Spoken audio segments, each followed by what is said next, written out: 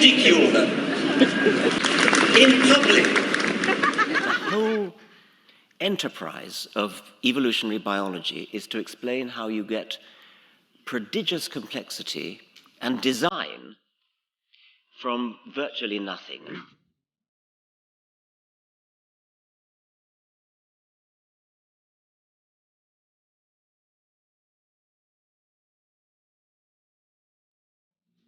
Well, just in tonight, a key committee in the Democrat-controlled House is moving to remove the words, "So help you God," from the courtroom oath. School officials force a child to remove the word God and a poem honoring veterans and their family. And "In God we trust" is the official motto of the United States, but many people object to that phrase for religious reasons. The Now's Lauren Wilson is in the newsroom. And Lauren, there's a group who wants the phrase removed from our currency. You can run on for a long time. Run on for a long time. It wasn't demonstrators, but looters who marred the message of peaceful protest with acts of violence. From coast to coast, brazen break-ins. While you may hear of rock musicians finding religion, it's not every day you hear about things going the other way.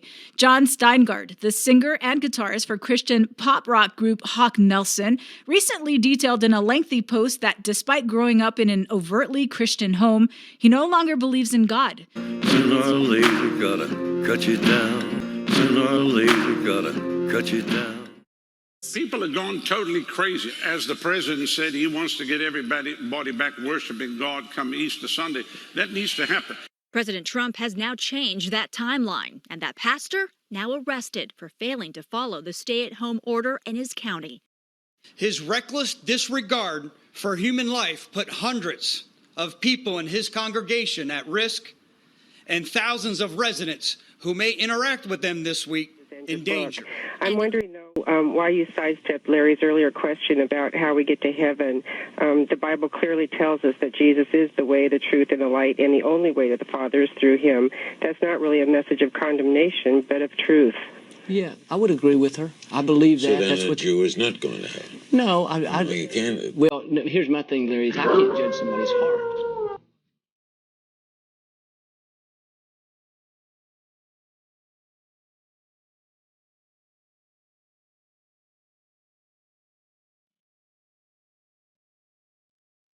The Lord's return.